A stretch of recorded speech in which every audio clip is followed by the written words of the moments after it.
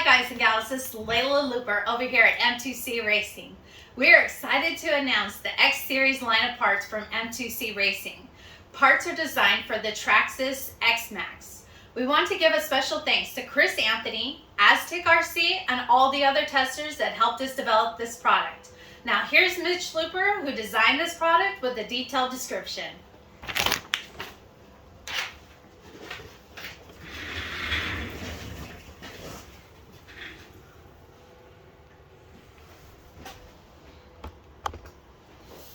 Hi guys, good to see everyone again. Okay, today we're going to do an installation video on these new parts. Now, our primary design system is around our sliding style motor mount. Most of the mounts that are on the market have the slider bolted into the face. And this creates a problem when you go to try to set your gear mesh, just due to the diameter of the pinion gear sometimes. With this system here, we have holes that mount from the side. Therefore, our screws come in from the side and allow you to get to the plates so that once everything is assembled, you're able to adjust your motor mount and precisely set your gears. Now, another feature that we looked at on this part was the primary problems with most L-shaped mounts like this is the fact that they are not supported at the top. This allows your motor, when it lands, to rock and cock and just get our gear mesh out, and also it's bad about busting up the pattern style gears that we have on some of the models. Now this is also system was set up to run with the 1100 kV motor. And with the 1100 kV motor, they have 4 bolt patterns in them that allow a nice secure mount here. Now, some of the other style smaller motors only have 2 hole mounts. Okay, so what we did there was we provided a slide which will take either a 25 millimeter or a 30 millimeter bolt pattern. And this covers the range of most of the motors, aftermarket motors that are out there. Now, our first thing that we do will be to assemble the motor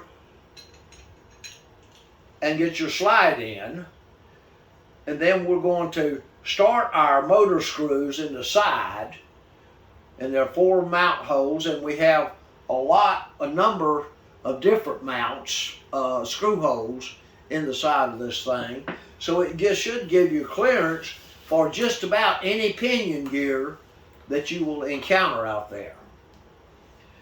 Okay, now what we do there is once we've got our side screws in, we're going to drop the unit in place and start the 4 millimeter screws in from the bottom. Now we don't want to tighten these up just yet, because once we go to assemble the top plate, then we'll want to more or less center the motor mount so that the slides will come up and down past the ears.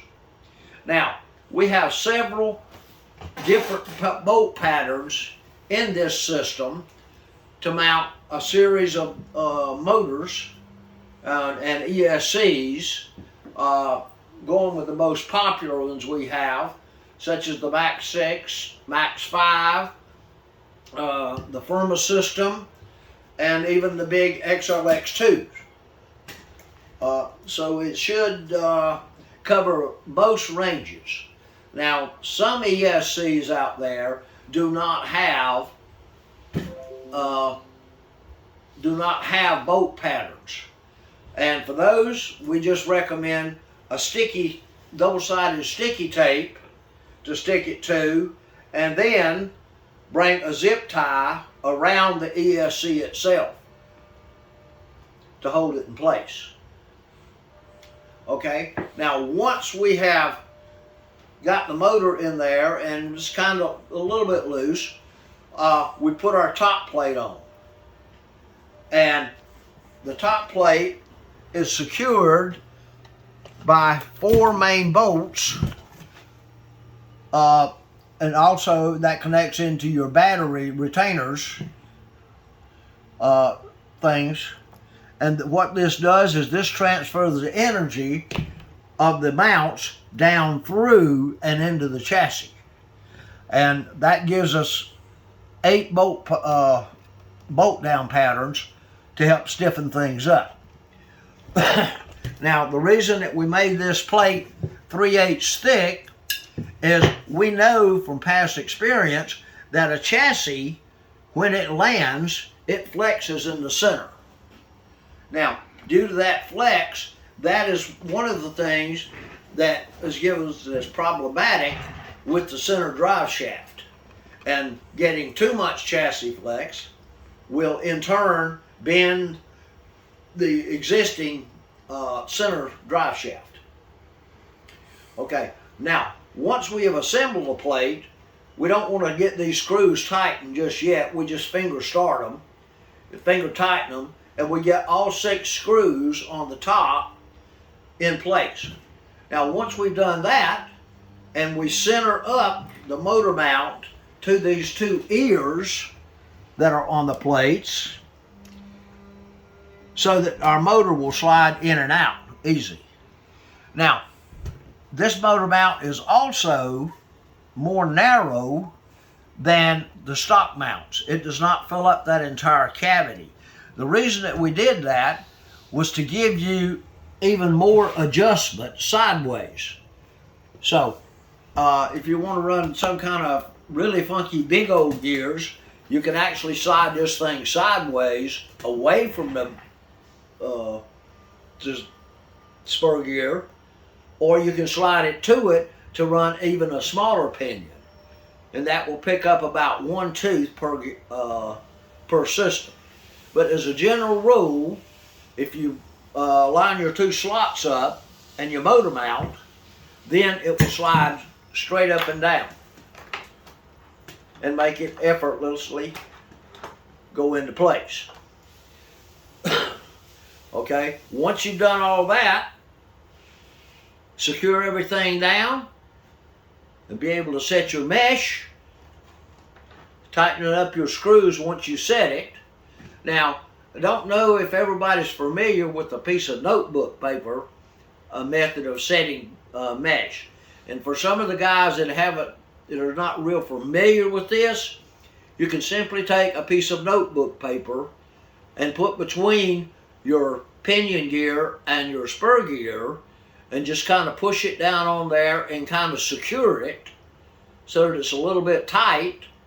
Tighten up your mesh, and then just spin the gear and that paper will roll out, and that will give you a gear mesh of about 3 to 4 thousandths clearance on your gears. And that's pretty much it. It's a very simple system.